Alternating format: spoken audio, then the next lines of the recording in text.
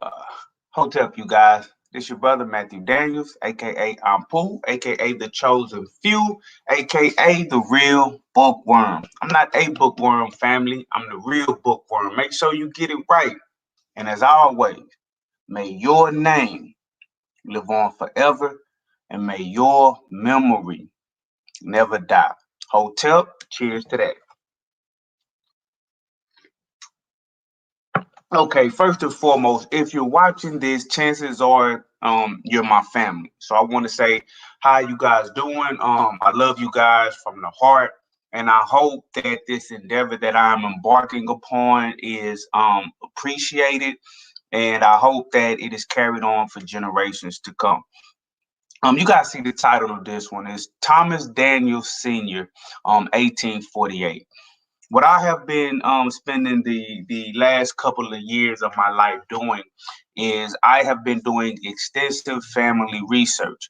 And one of the main reasons why I have been doing this extensive family research is because I wanted to uncover as much about my family's past as I possibly could, right? And I started something that I'm calling the Per Ankh Project. Now, what I'm calling the Per Ankh Project, it encapsulates everything that I'm describing to you guys now. I'm also working on a book where it's going to be a multi-volumed work. Meaning I'm going to come out with several different volumes, several different editions of the book because there's a lot of information that I have to put inside of it.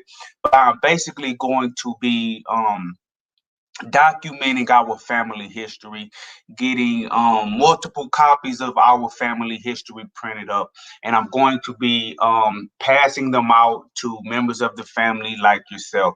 And it is my sincere hope that everyone passes these volumes down to their children passes these volumes down to their children, and so on and so forth, so that our descendants can know where they came from. It's no secret that with the transatlantic slave trade, the African American population here in America was disconnected from their history back in Africa. And not only that, since we were enslaved in these lands, a lot of our family history and records was not preserved. Individuals were sold from plantation to plantation. Children were ripped from the arms of their mothers. Fathers were taken out of the lives of their families. Husbands were taken away from wives.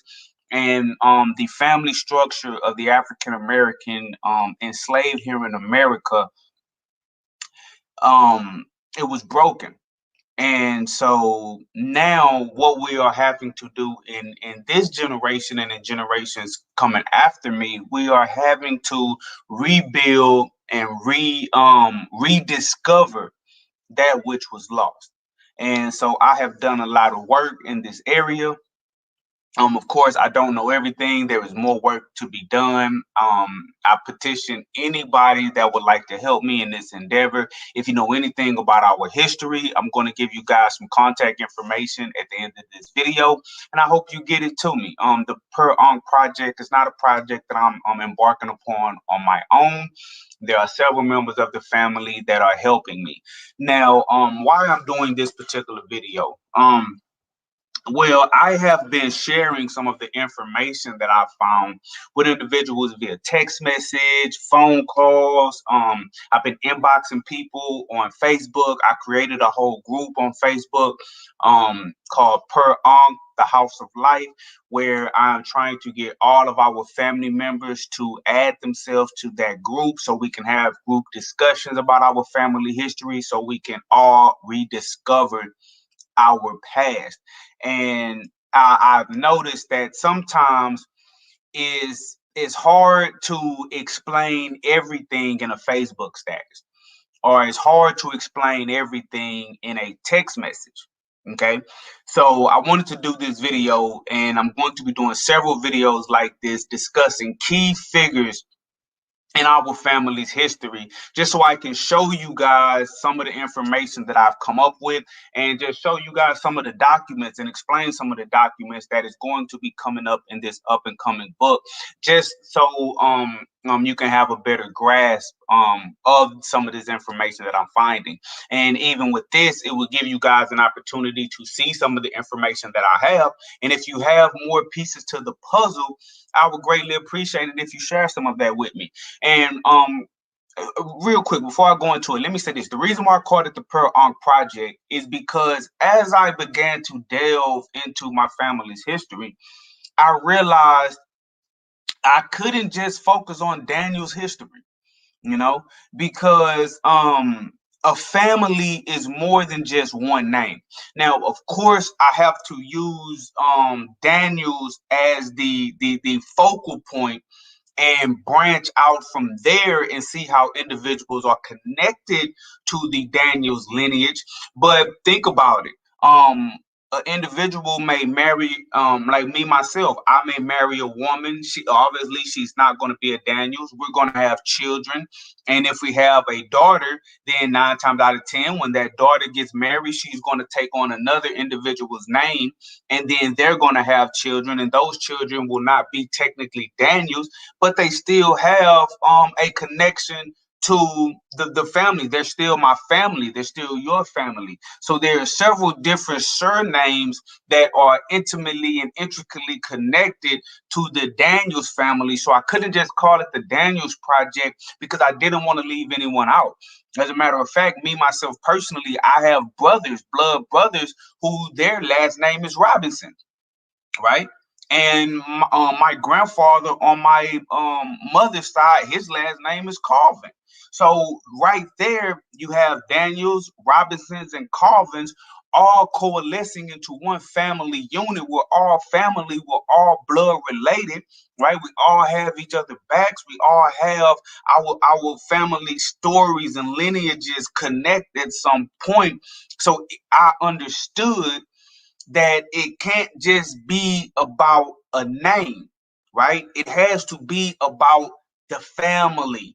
And so I decided to title it Per Ankh because Per Ankh is an Egyptian word that basically means house of life, the house of life. If you look back into history, you will notice that a lot of times when you had like royal bloodlines, powerful families, they would be the house of this or the house of that, the house of this. And so I decided to call it the house of life because I felt like that would be a good way to include everyone with the surname Daniels, those who do not have the surname Daniels but are intimately and intricately connected with my family history. And also it would be intimately and intricately connected to those that come after us, those that have come before us. And so that is my thinking behind Per Ankh. And I call it the Per Ankh Project because I'm uncovering and rediscovering our history. So what I want to start with in this video, I don't want to rattle on too long. I'll probably do another video at a later date explaining more about what I'm trying to do. Let me just get into the information. So who I'm going to be talking about now is Thomas Daniel Sr., who was born in 1848. The reason why I wanted to start with this individual is because this is a central figure in Daniel's history that goes all the way back to the institution of slavery. It's 2021 right now, right? So in 2048, it will be 200 years since Thomas Daniel Sr. was born. So this is some very, very old Daniels family history. And what I've noticed from speaking to members of my family, elder members of my family, a lot of people had lost the memory of Thomas Daniels Sr. As generations go on, like think about it, you yourself, do you know the name of your great, great, great, great grandfather? Right? Do you know where they were from? Do you know who they were married to? Do you know all of the names of their children, or do you just know the name of their child that was in your direct lineage? As time progresses, we generally tend to forget. Like me myself, I know my father's name, my grandfather's name, I know my great grandfather's name, my great great grandfather's name, and my great great great great grandfather's name. But it's only because I've been doing this research. Before I started doing this research, I had lost this information too, which is another reason why I want to document this history in a book and pass it on to my descendants so they will always know 200 years from now, they will not only know my name, your name, my father's name, my mother's name, my brother's name, they will also still know the name of Thomas Daniel Sr. And I would like for someone in our lineage, our descendants, after several years have passed, after I'm gone, add on to the work, let it be a living document that they add on to and keep our family history going. But what I found out, family, is Thomas Daniel Sr. was a very, very interesting man. Now, let me show you guys something, and we're going to go into the documents, and we're going to basically build on his life. Now, the oldest document, oh, I'm sorry, my table is kind of shaking. The oldest document that I found so far pertaining to our ancestor, Thomas Daniel Sr., is this right here. Let me share my screen. Okay. Let me check something real quick let me just check something to make sure you guys can see what it is that I'm sharing. Give me just a second. I want to make sure it's actually coming up.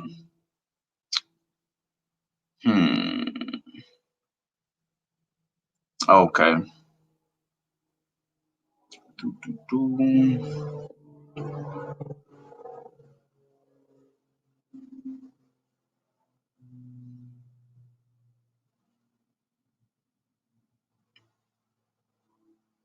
And while I'm doing this, you guys can, I know it's kind of hard to see, it's pretty blurry, but you can just take a look and see what I'm showing.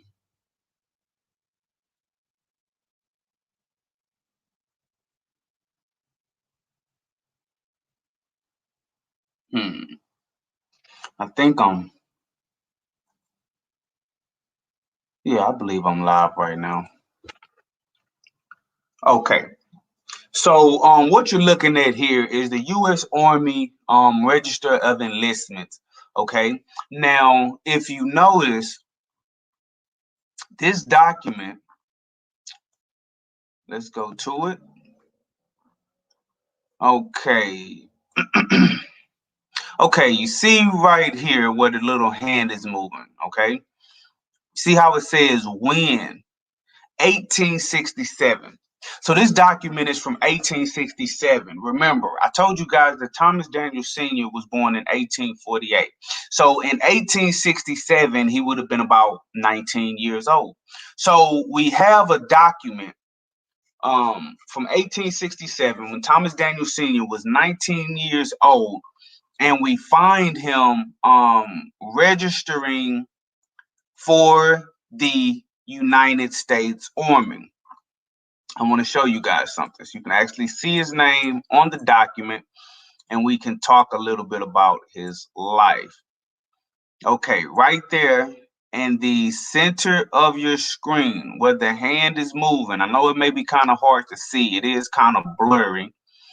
But if you can see where the hand is moving, that says Thomas Daniels. Daniels is first, okay?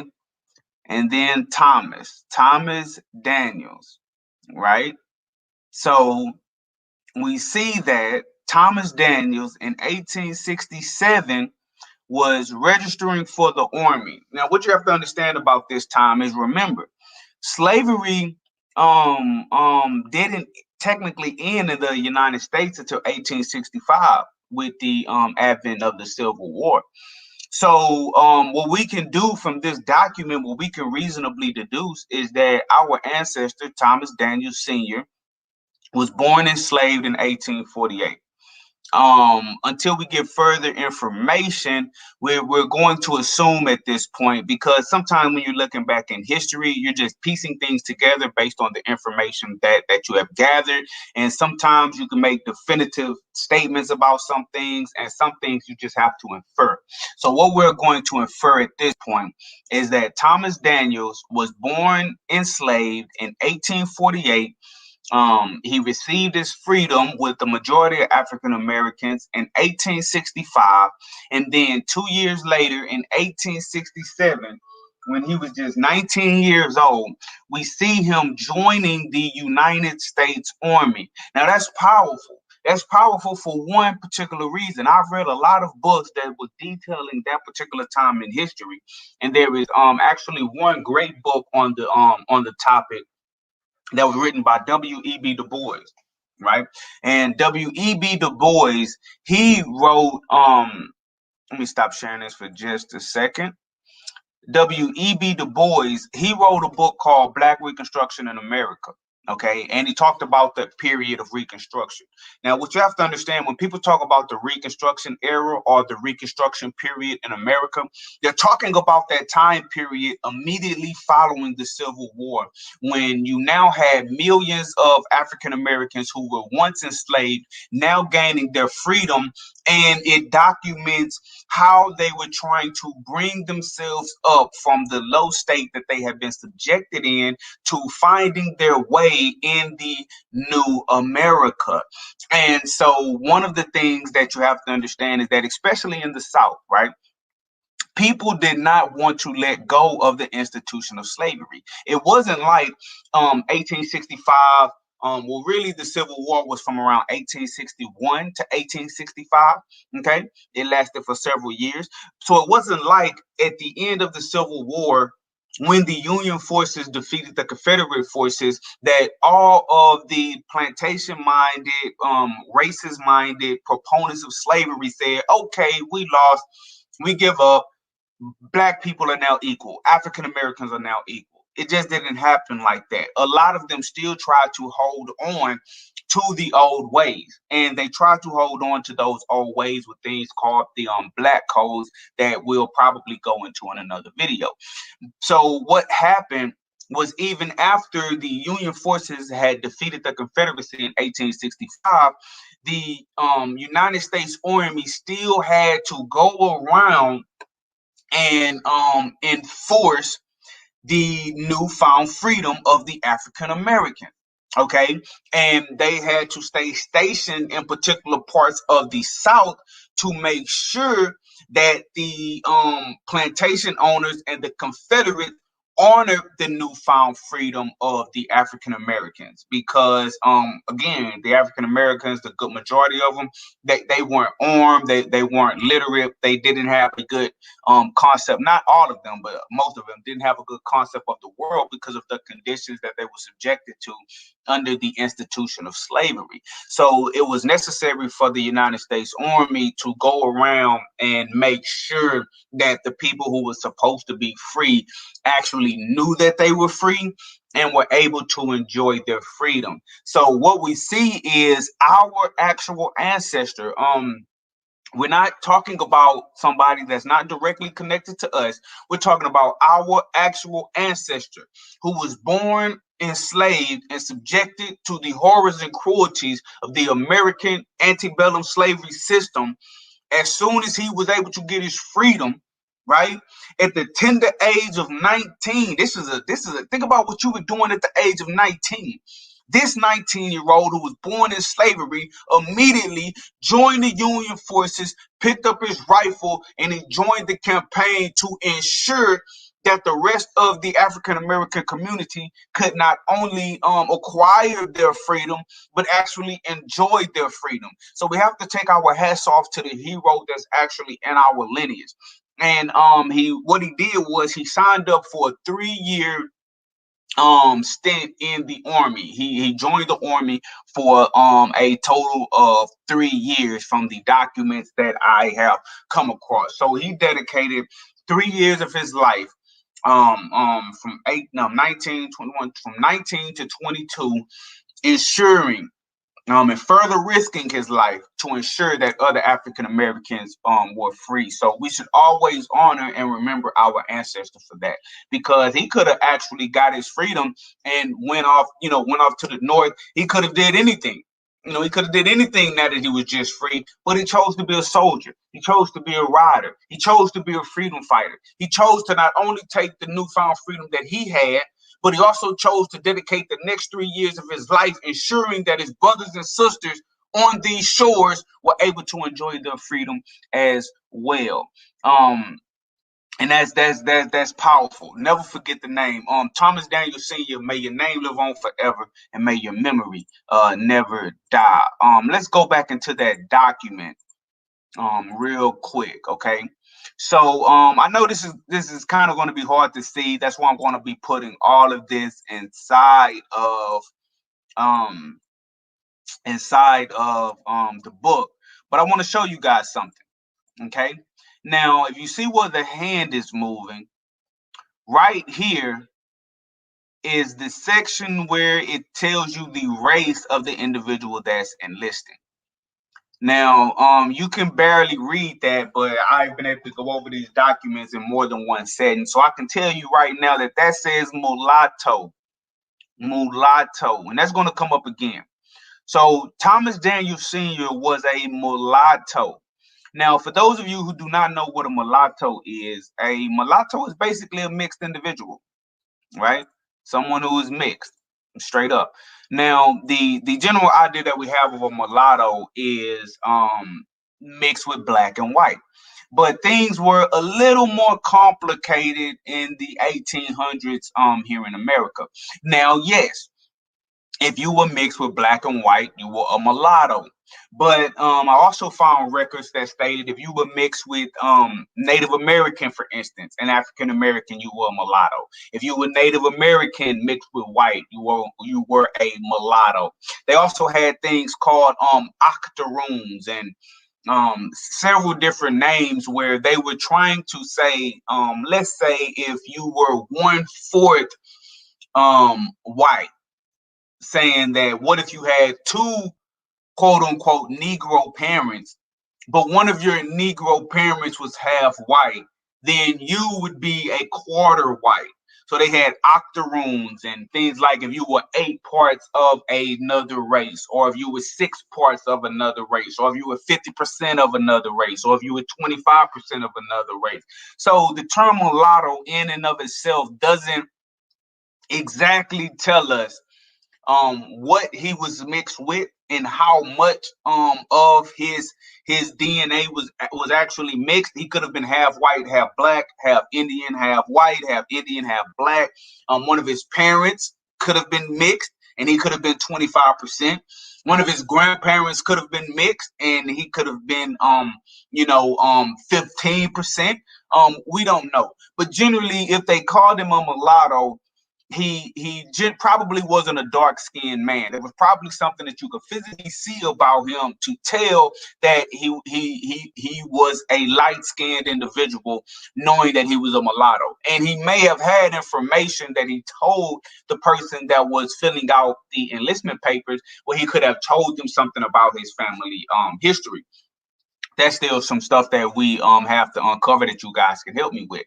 But we do know that he was mixed. Now that's interesting because I'll say with myself, my wife is Hispanic. Okay, my wife is Mexican, and so my children, my children are mixed, and people in my family, I have a lot of mixed people in my family. Like a lot of my nieces and nephews are they're mixed, and it was just interesting to me that when I dug back into my family history and I went all the way back into 1848, what did I find? I found someone who was mixed as well, and so that's something that I'll be able to tell my children that you know, their great grandfather, to be 4 times great for my children. He was actually a mulatto. Now, what that mulatto term specifically means for him, I'm not sure. We'll have to do more research on that, but it is 100% fact that he was a mulatto. in some shape, form, or fashion. Now, look at this, family. Let's go back into the document. Now, right next to the document, you're gonna find it hard to see this, but it'll all be in the book. But I'm gonna tell you what this is saying. This area right here is designating his height. So basically what is telling you is he was 5 feet 8.5 inches tall. He was 5 feet 8.5 inches tall. Now I like that personally, and I'm gonna tell you why. Because I'm 5'7". And I've always felt like I was short because my brother Joe, he's like 5'9", 5'10". My brother Eddie, he's like 5'9", 5'10". My dad is like 6'4". You know, the great Reverend James Daniels, he's like 6'4". So I'm like the shortest. And so I always felt like, oh man, you know, I'm short, you know, and I'm thinking, you know, oh, the ultimate Daniels genes is to be tall, is to be a big man, is to be, you know, around 6 feet tall. But actually, when I dug into the research, you guys, hey, let me look at y'all when I say this, family. Hey, you guys are the anomaly. My daddy, that's 6'4", he's the anomaly. And now maybe Thomas Daniels Sr. father was a big man, but from the records that we have, going back to Thomas Daniels Sr., he was closer to my height. He was about 5'8". I'm 5'7". So you guys who, you know, towering over me, you guys are the anomaly, and I'm closer to the original Daniels stock.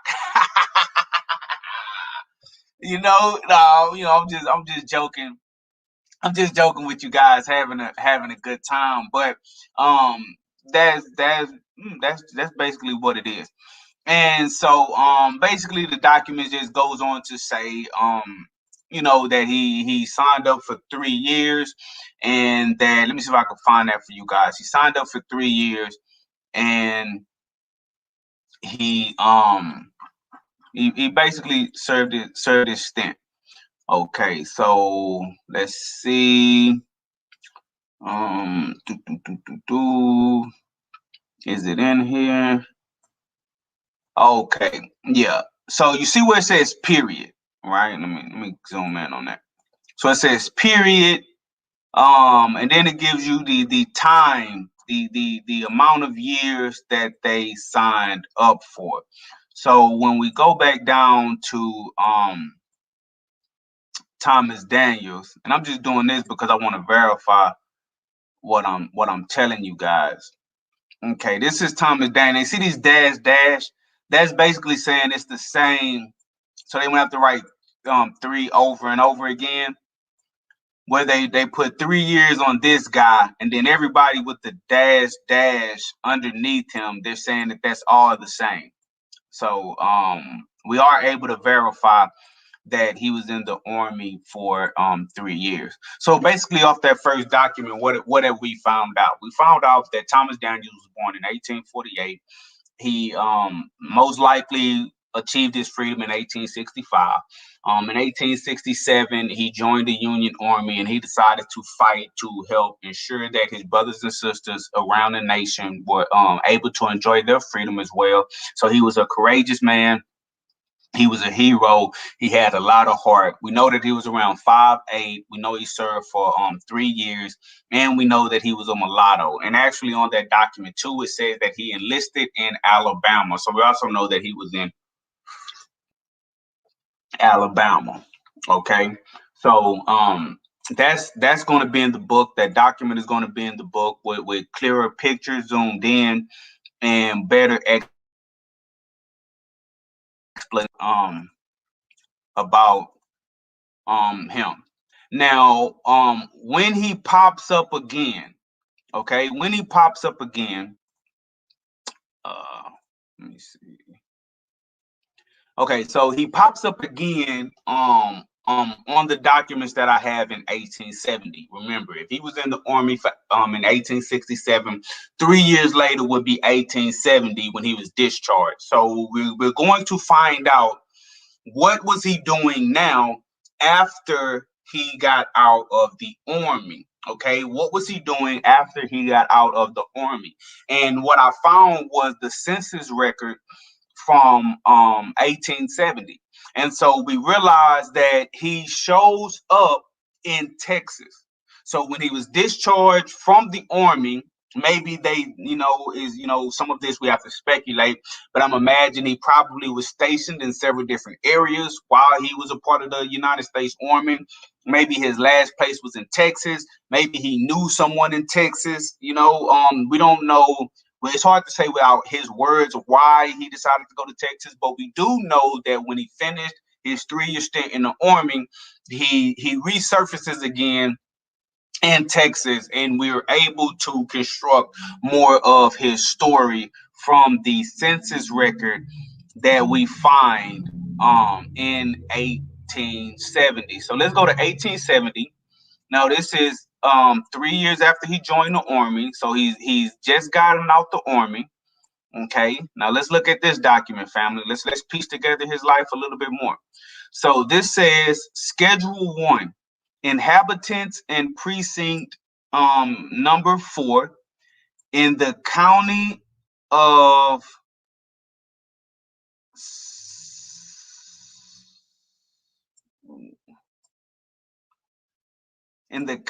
look like county of, I don't want to mess that up. Washington, maybe, state of Texas.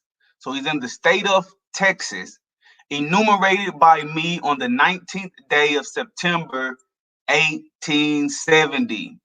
Okay, 1870. So we have him in Texas, September 19th, 1870, right? And so look at this, family. This is what's going to be interesting. Now, I want you to actually look at the first name on the list, this one right here. Okay, this name is Matt Mcgee. Okay, now if you go down from that first name, I'm highlighting it. On this one, I'm actually able to highlight it, so that's going to help. You see where it says Tom Daniel. Now, this Tom Daniel is the same Thomas Daniels that is actually our ancestor. You see, his age is 22 at the time. His sex is male, and his color is black. Now, I don't want you guys to be confused about the terminology of him being classified as black. A lot of times what they did, and what you'll notice as time progressed, they abandoned their attempts to classify these specifics between a race. They stopped worrying about whether you were Native American mixed with this, and they tried to abandon the terms like the octoroon and the mulatto, and they started getting away from those terms. And it was just, if you have any Negro blood in you, you're a Negro. And if you're not full-blooded white, then you're not white, you're a Negro. And in a lot of these records, you will even see that on some of them, the Native Americans themselves, they just start calling them black, and they just start calling them Negro. So there are sometimes you will come into these records and you'll see somebody labeled as black or a Negro, and they're actually a Native American. And it's just the nature of the beast when you're dealing with American politics at that time. So this is what's interesting, though, family. Now, I want to explain this to you. You see how on this road with Matt Mcgee, and that's interesting because my name is Matthew. Just shout out to that. You see how it has these numbers, the family number and the dwelling number right here. So what it's telling you is that Matt Mcgee is the head of household in this location. And everybody under him that does not have a number written in the square, they live in the household with Matt Mcgee. And so you see how when it gets down to this one right here, there's a new set of numbers, meaning that this is another head of household, and everybody under him who is blank is in his household. So we see that when Thomas Daniels surfaces in 1870, he's actually living in the household of Matt Mcgee. Now, this Matt Mcgee is a farmer, and Thomas Daniel is a farm laborer. Okay, so we can reasonably deduce that what they're doing here is something that was known as sharecropping. Okay, something that is known. Let me look at you guys again. something that is known as sharecropping. What you have to understand is during the period of Reconstruction, sharecropping was big. You had all of these individuals. Many of them didn't have actual skills. Many of them did have skills, but you have these African Americans who are now free, and they have spent all of their lives on this plantation working for the plantation owner. So when freedom hit the South, what individuals began to do, they began to basically do the same kind of work, right? The same kind of farmhand work, but they were now to be paid for this work. So what they were deeming sharecropping was individuals that owned land and had plantations and had crops, sugar cane, cotton, as everybody say, tobacco, things like that. What they would do is they would hire themselves out to work on in these particular fields, on these particular farms. Excuse me. Okay. And so what you will notice is they instituted something that was called the Black Codes. And what white people were trying to do was subject the African American community back into slavery and everything but name. Okay, they were slaves and everything but name under the Black Codes. So what you would have is a lot of times you would have Black people who were able to be a little more self-sufficient than other African Americans, and then they would allow African Americans to work for them instead of going back to work for the white man. So what is most likely happening here is when Thomas Daniels Sr. got out of the army, he began sharecropping with this guy, Matt Mcgee. Okay, so let's go back into the document and let's look at some more of the information that we find here. So I want you guys to pay attention to something. You see, under the name of Thomas Daniels is Lucy with the dash. So this Lucy with the dash is Lucy Daniels, okay? Lucy Daniels. We know from other records that Lucy is his wife. And so you see at this time, she is 16 years old. So she is about 6 years younger than Thomas Daniels. So, and I actually found records that say that they were married sometime around 67, honestly. So it appears that before he actually joined the army, he married this woman, the great mother queen Lucy Daniels. Okay, more on that later. So you see, she's 16, female, she's Black, and she's keeping house. So she's keeping house while Thomas Daniels is part of a sharecropper with this guy Matt Mcgee. Now, what's interesting about Matt Mcgee? Matt Mcgee is like 45 years old at the time.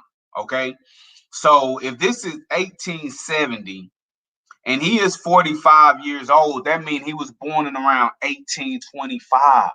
But look at this, family. Another member of the house is Nelson Mcgee, who is probably the father of Matt Mcgee. You see these Black people were helping Black people during this time of Reconstruction. So now I want you guys to pay attention to something. If this is the 1870 census, right? And the father of Matt Mcgee, a man named Nelson Mcgee, is 75 years old. That means he was born in 1795. That's before the turn of the century. That's deep. And his wife, Molly Mcgee, is actually living there as well, and she's 74 years old. Okay, so we see what's actually going on here. Now I want to show you guys something. Okay, I want to show you guys something. Now this is what's interesting. This guy Matt Mcgee, right? He was actually born in Georgia. Margaret Mcgee his wife was born in Alabama. Now, Thomas Daniels was born in Alabama, and what I'm going to show you guys in a little bit on some other records, he said that his parents were from Georgia. So it's interesting that Thomas Daniels says that his parents were from Georgia. This Matt Mcgee is saying he is from Georgia, and these two are linking up in Texas and helping each other out. And Thomas Daniels is actually living with this guy, Matt Mcgee. And we have to ask the question, and maybe somebody in the future can come across more information to build on this. But it's possible that the Daniels family knew the Mcgee family in Georgia before Thomas Daniels wound up in Alabama and before he wound up in Texas. These families may have known each other in Georgia. But what's also interesting about this family, look, check this out.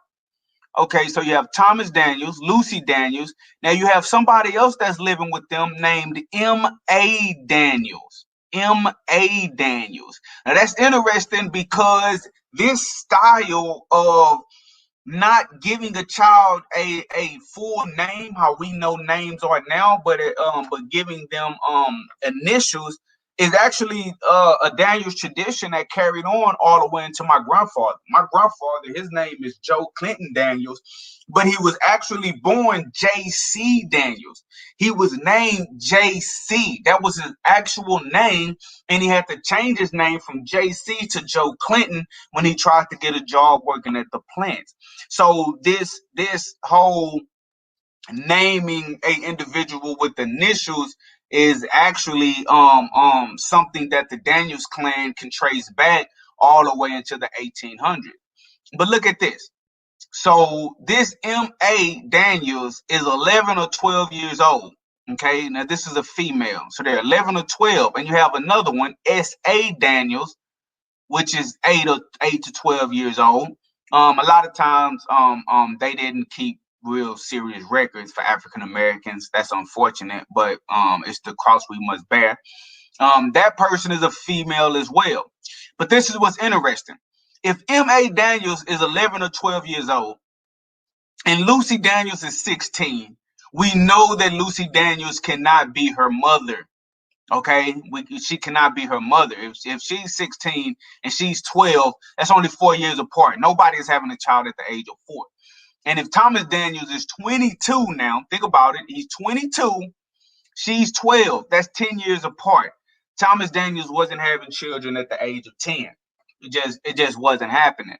So what we're likely seeing here is M.A. Daniels and S.A. Daniels is likely siblings of Thomas Daniels. They're likely siblings of Thomas Daniels who were separated during slavery and reconnected in Texas, and now he is helping his family get on their feet after after his stint in the army.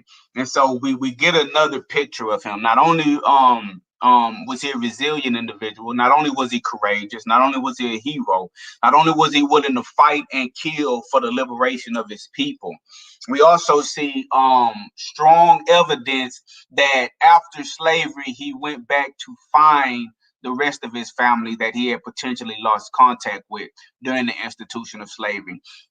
Two of his sisters, this M.A. Daniels and this S.A. Daniels. And I think that is just absolutely powerful, to be honest with you. I think that's powerful.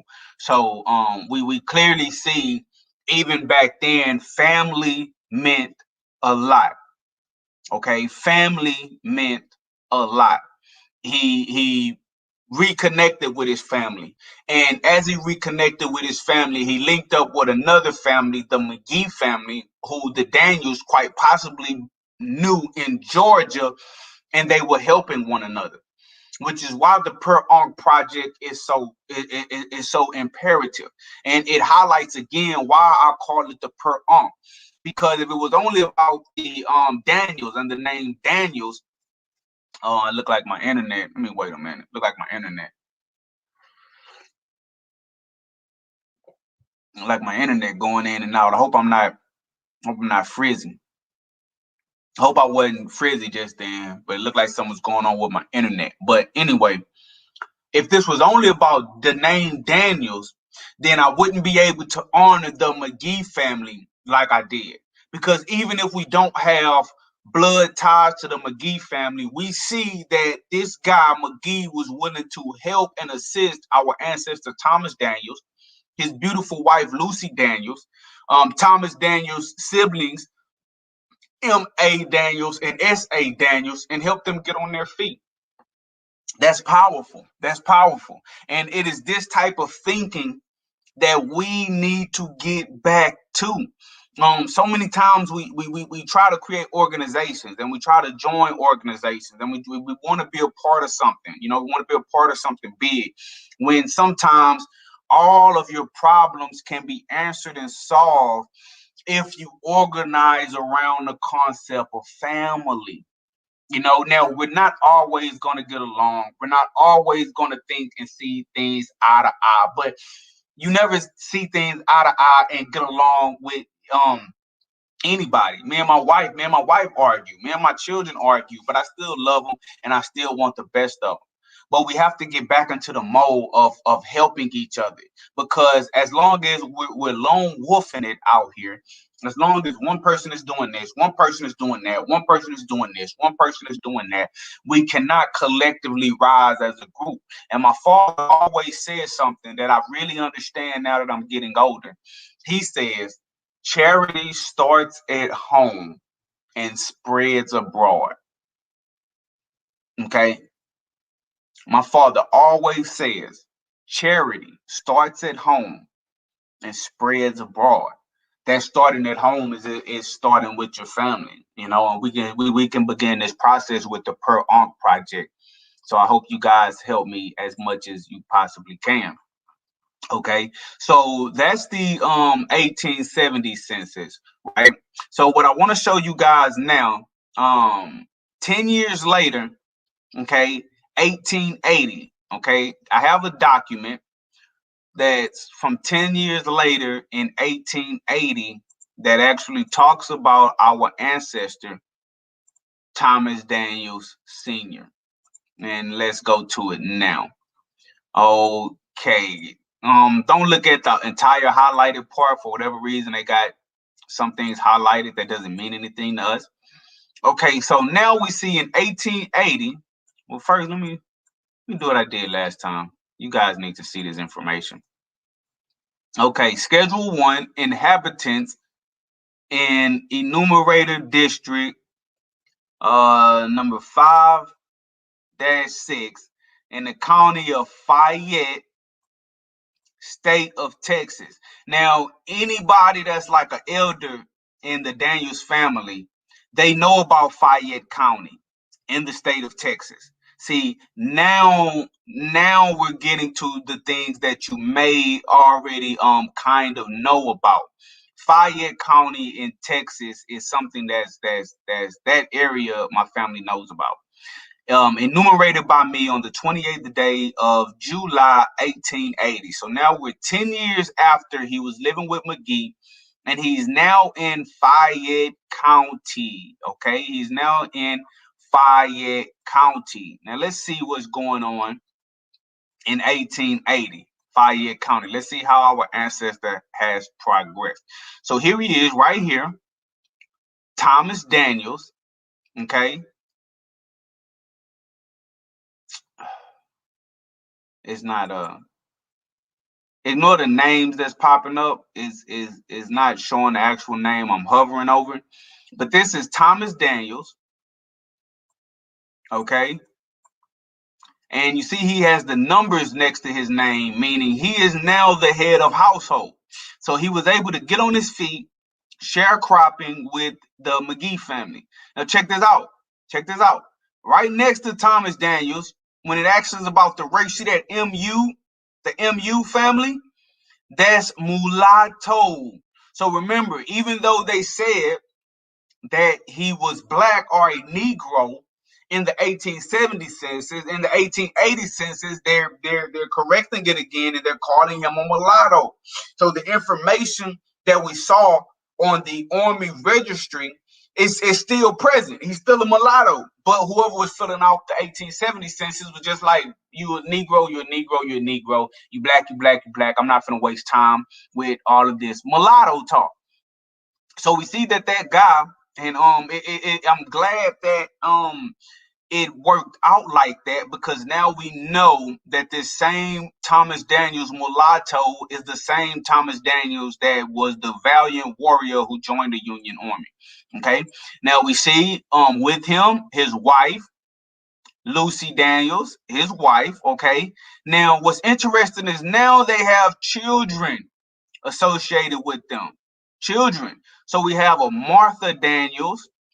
Okay, we have a hold on. That's kind of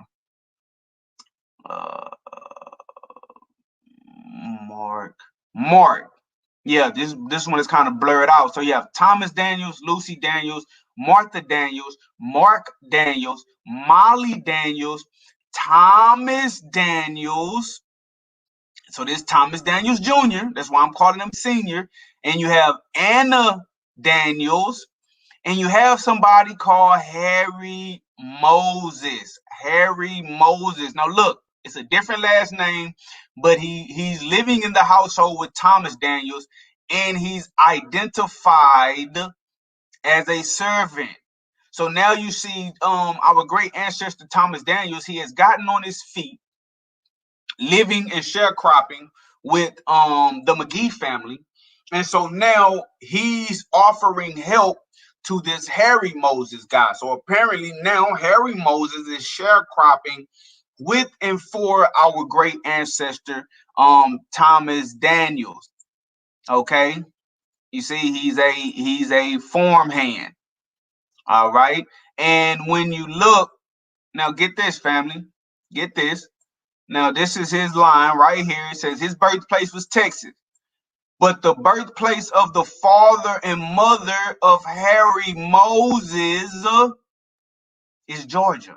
His father was from Georgia and his mother was from Georgia. Okay? So watch this. Now this is Thomas Daniels. Okay, we got the yellow. I want to show you guys something.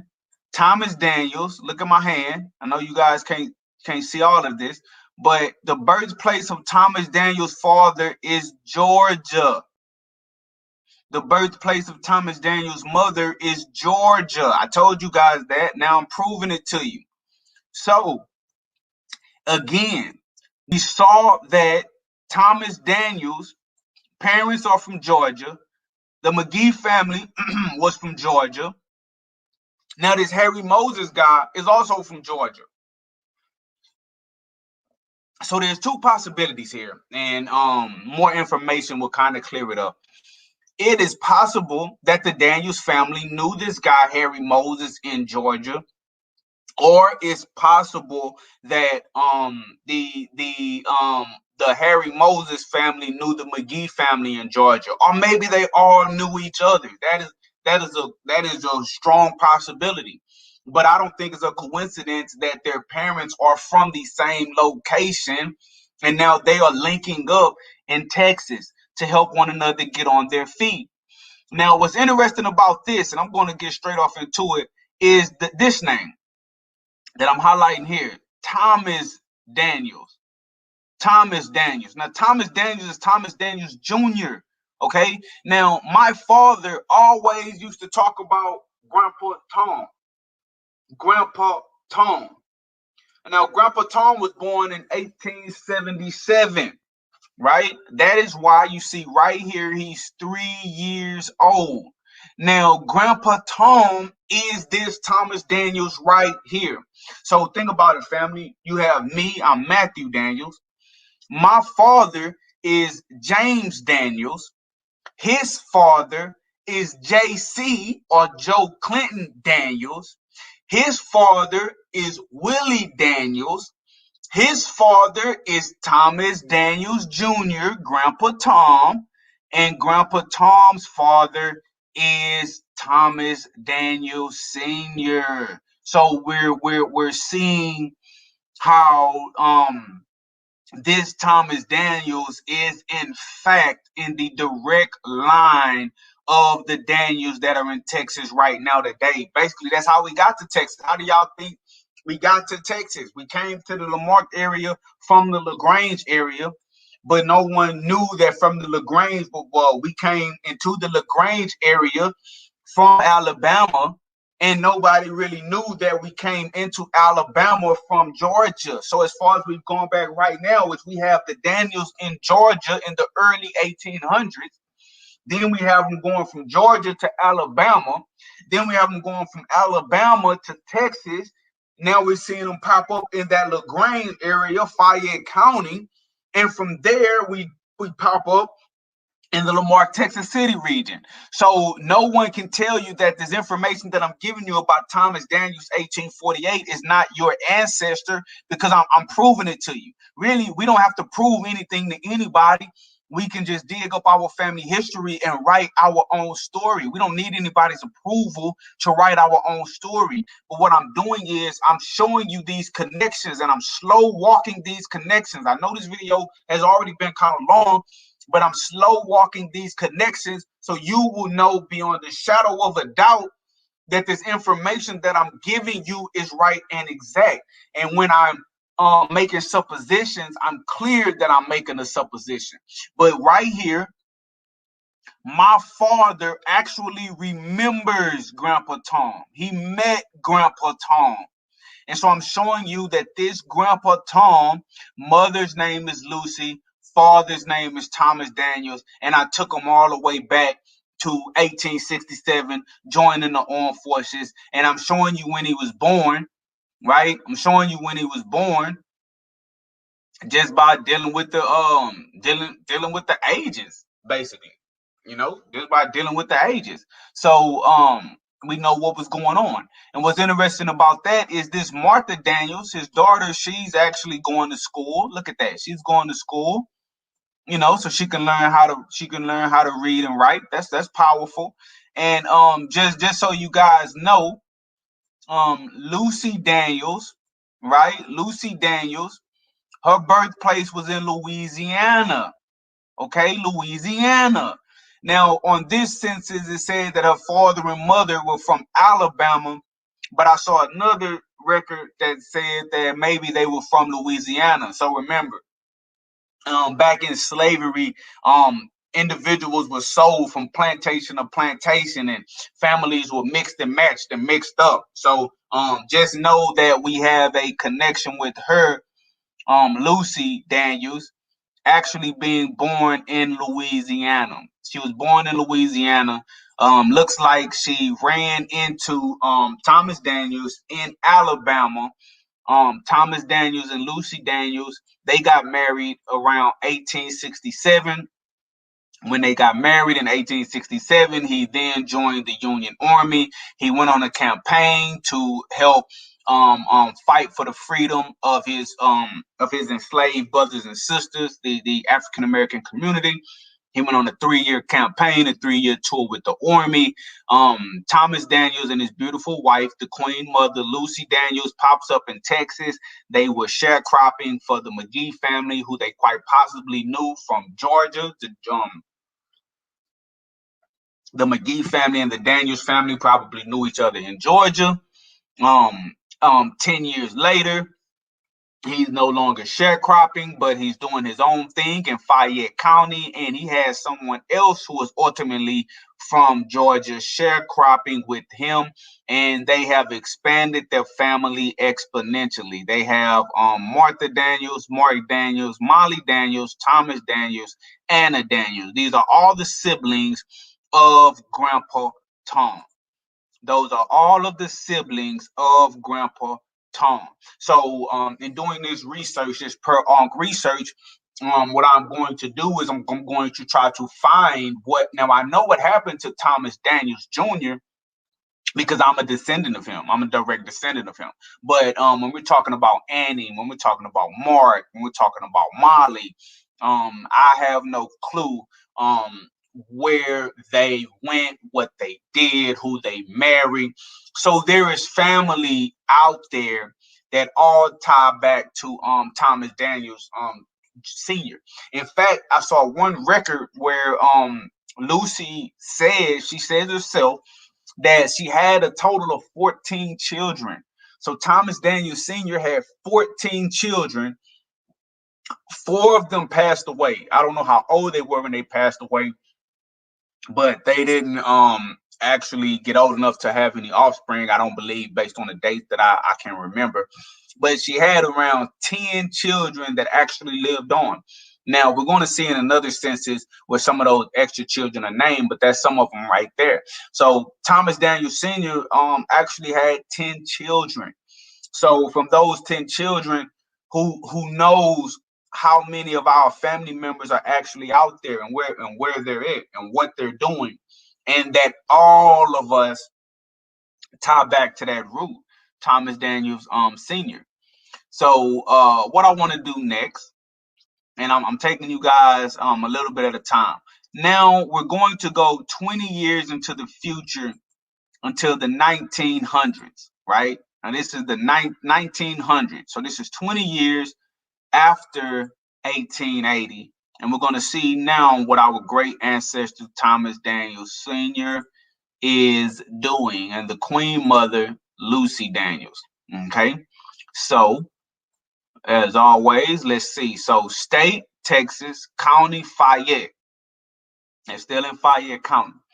So this is the 12th census of the United States, schedule number 1, population, township or other division of county, justice precinct number 3, name of institution, X, none of that is important. Enumerated by me on the 9th day of June, 1900. Okay, see that? June. So this is June 9th, 1900. And we're still in Fayette County. We're still in Fayette County, Texas. So they're still in the same location. I'm not saying that they're still in the exact same house, but they're still in the same location. So let's scroll down. Look at all these people from Germany. That's crazy. But anyway, and that's another thing. When we can show that we went back to 1848, we've been here a lot longer than a lot of other people. And I just want to put that out there. And in 1867, we can document our ancestor fighting right here on these shores. So we're not going to play any games with anybody. So look, Thomas Daniels Sr. Now he has the senior applied to his name because the junior has been born. So you see Thomas Daniels Sr., Lucy, and you see someone named Nelson, okay? Nelson Daniels. Nelson Daniels is another child that was born between 1880 and the 1900s, okay? So look, I want to show you guys something. Now, birth month is May, birth year 1848. So Thomas Daniels Sr. is clearly telling you here that he was born in May of 1848. And the Queen Mother, Lucy Daniels, was born in January 1852. So I've been telling you guys over and over and over again that this is Thomas Daniels Sr. from 1848. Now, you may have had reservations about believing me, but I'm showing it to you right here in the records. 1848, that's when he was born. We don't have to prove nothing to nobody, okay? We don't have to prove nothing to nobody, but that is what it is. Now look at this, family. Now, this section is children born. So Lucy Daniels is saying that she has had 14 children born to her, okay? And she has been married to Thomas Daniels for 33 years. They have been married for 33 beautiful, long years at this point. Me and my wife, we're going to make 11 years married this year. And I thought that was a long time. But look how long Thomas Daniels and Lucy Daniels stuck it out. They've been together for 33 years. They've been through thick and thin together. They've had 14 children together. And in the next section over where it says children living, it's 10. So we know that 4 of her children passed away. And and 10 are still living in 1900. And we know that back in those days, that's just how it was. Sometimes all of your children didn't live, but we have a very extensive family. Okay, very extensive family. All right, let's see here. That's not interesting. Oh, okay. So yeah, so we see them pop back up. Now, if you notice, this is at the bottom of the page, right? This is at the bottom of the page. So let's look at the second page of this census record, and let's see the rest of the family history. So this is just the second page. Oh no, hold on, this is not the second page. This is still the same one. Give me, hold on, let me stop sharing for a second. Give me just a second, family. I want to show you guys the second page of that. I may have to go to Lucy's family tree. Hold on, because they actually have more children than just Nelson, right? There's more children than just Nelson. Oh, I'm silly. I know what I was supposed to do. So yeah, so Nelson is in fact one of the children, but we have more family that I want to introduce you guys to. Okay, now remember, Nelson is Grandpa Tom's brother. Nelson is the Grandpa Tom that we know. This is his brother, and this is his sister. Look at this. So we also have this Sally Daniels. Now this is just the next page, so this is all in the same household. So this isn't the head of household. Sally Daniels is the daughter, okay, of Thomas and Lucy. So you also have Frank Daniels, and you also have Mandy Daniels. So you have Mandy, you have Frank, you have Sally, and you have Nelson. Now, mind you, you see that Grandpa Tom isn't on this census anymore, and some of the other ones that I named, because remember, this is 20 years later. We went from 1880 to 1900. So they have their own families now. So they aren't living with Thomas Daniels Sr. and Lucy Daniels anymore. They've actually started their own families. Again, this is 20 years later. Okay, this is 20 years later. So those are just some more names of some of Thomas Daniels Senior, 1848. Those are just some more names of his children. Now, what I'm going to do as I wrap this up, I want to show you guys something. Then I'm going to talk to you for just a little bit more, and then we're going to go ahead on and log off. If there is any more doubt, if Thomas Daniels Senior, right, 1848, is actually our relative, if anybody wants to doubt that or dispute that, I'm going to show you guys something. Okay. I'm going to show you guys something that is indisputable facts. Okay. Because I know how it is when you want to be accurate, you know, and I don't have any problem with that. You want to be as accurate as possible. And I actually respect that endeavor. And that's why I'm going to put all of this stuff in a book, and I'm going to break all of this. I'm going to break all of this stuff down for you guys, right? But let me show you guys something. One more piece of evidence. If you have any more doubts, I don't blame you. But I'm finna show you for certain, to where you can repeat this, and you won't feel like that Matthew is giving you fool's gold. So look, this is state of Texas. Now this is the death certificate, right? This is the death certificate. Now, Texas Department of Health Bureau of Vital Statistics certificate of death. Place of death, County, Galveston. So this is Galveston County, okay? State, Texas, County, Galveston, where deceased lived. So this deceased is living in Galveston County in the state of Texas. Now look at this, family. City or town. Yeah, they wrote Lamarck and they had to scratch out Lamarck and put Texas City. That's probably because Texas City annexed the land from Lamarck and stole it. And so some of this area that's now West Texas City used to be Lamarck. Look at the street address. So now we're talking about 115 Westwood Avenue. So we're not even in LaGrange anymore. We're not even in Fayette County anymore. We're talking about West Texas City, what was known as Lamarck. And we're talking about 115 Westwood Avenue. You guys know what Westwood is at? We still have property on Westwood right now to this day, right in my family. We got the property. So look, city or town, Lamarck, Texas City, length of stay in this place 5 years. So he was in this place for 5 years. Again, 115 Westwood Avenue. So now, name of deceased. Y'all see line 3. Name of deceased, Tom Daniels.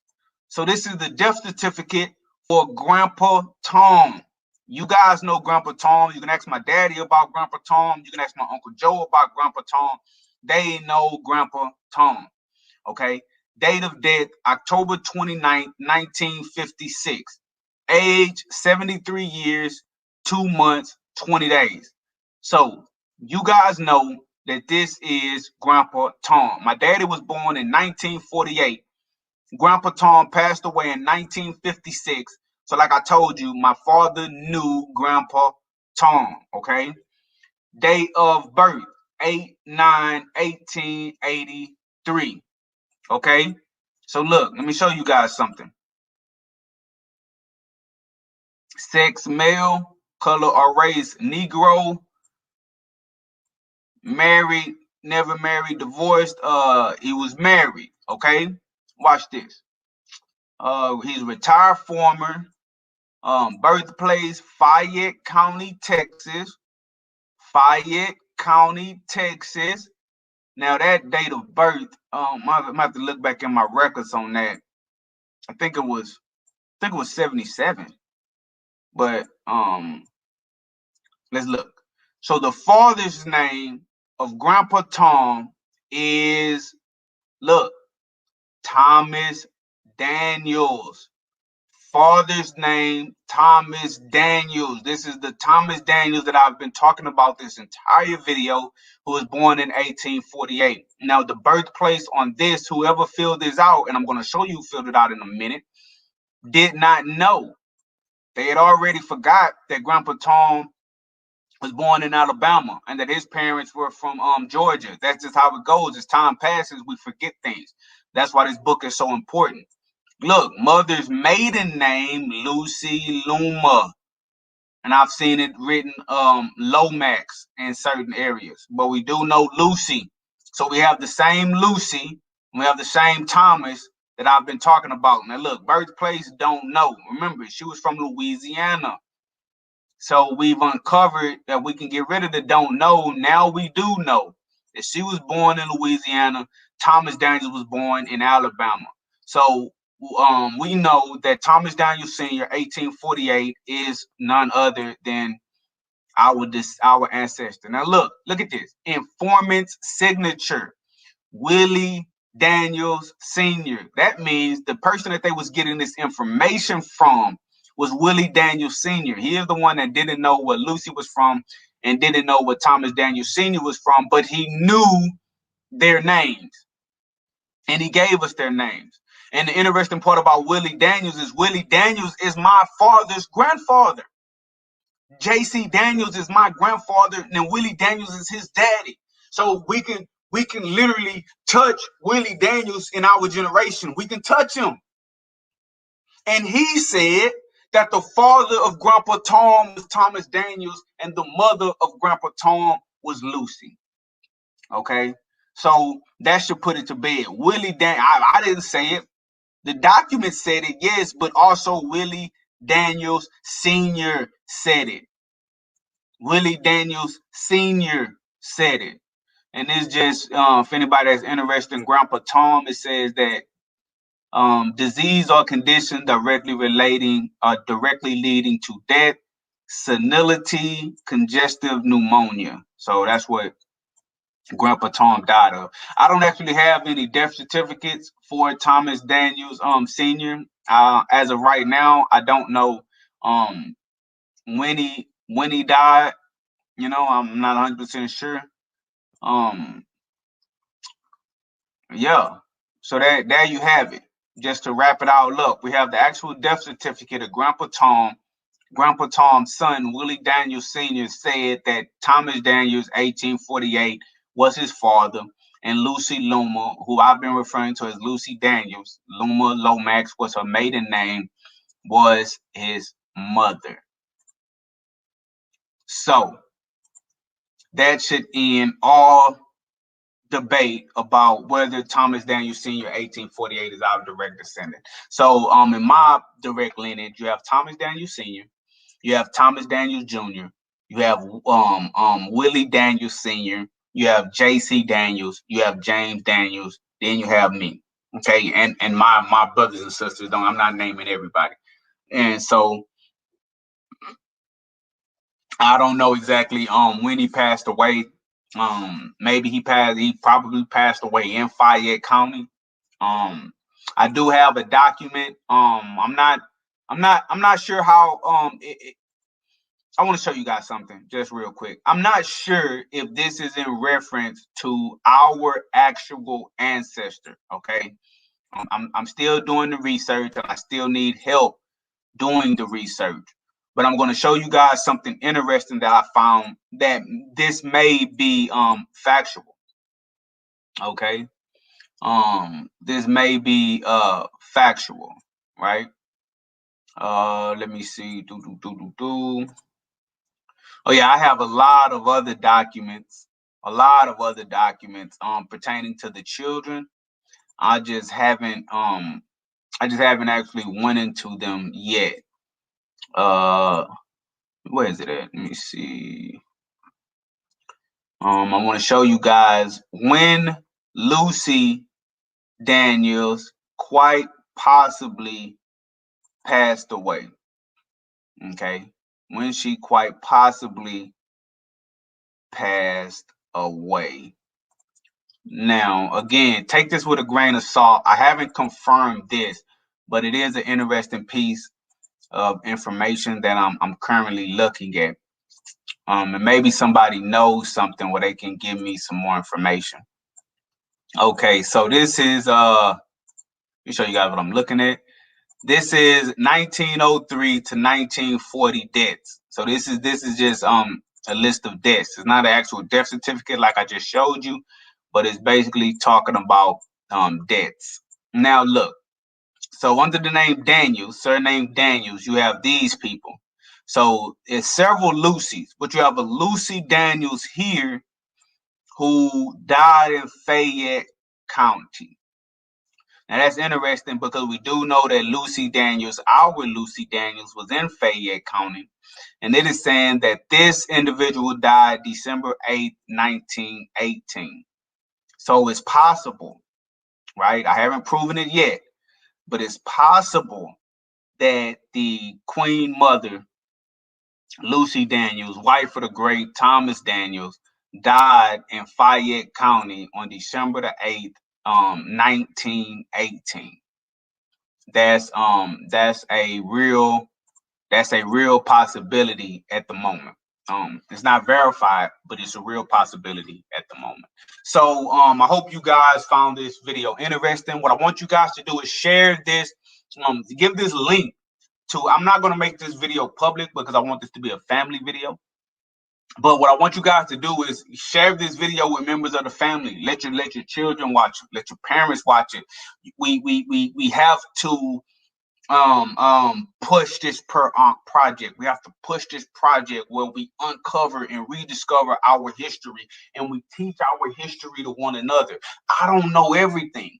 So if you have information, tell me, give me the information so I can put it in this multi-volume work. And when I finish this work, I'm going to get several copies printed up, and I'm going to pass them out. And once we have all this information documented, all of this information consolidated into one specific spot about our family history, we can pass these books down for hundreds of years. And they will always know.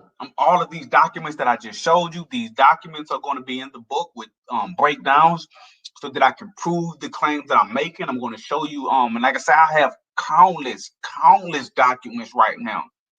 It's ridiculous. That's just on one person.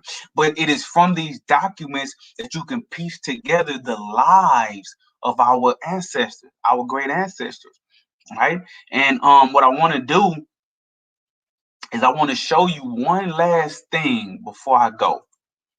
Okay, one last thing before I go. For anyone who wants to,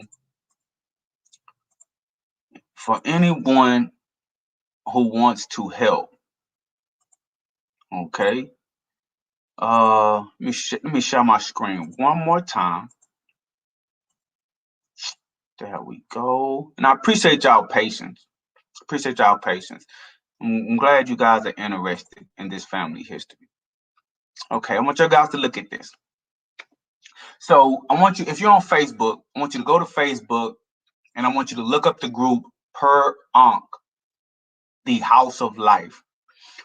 This is a group I created on Facebook, so all of our family members can join this group, and we can share information about our family history. And I can give you guys updates on things that I find, things that I uncovered. I'm building a database. I'm building a archive, a family database, a family archive. I'm also asking anybody with like documents from our past, either written by our ancestors or possessions of our ancestors, something that you are willing to donate to the cause. And I'm going to consolidate all of this stuff in a central location, and I'm going to create something akin to a library or a museum for our family history. So if you guys have anything, you can get those things to me, just so I can make sure that it is preserved and cared for well into the future. If you have any questions, right? If you have any questions about anything that I talked about in this video, or if you have any information that you want to share with me, if you have any documents that you have that's uploaded to your computer, if you have any pictures of any of our ancestors, anything at all, feel free to email me. Email me at the email that's on your screen, MatthewDaniels720@yahoo.com, and send me what you have. Send me what you have, and I will add it to the archives. I will add it to the database, and I will add it to the book. Okay, because what we have to do is consolidate these records, and consolidate these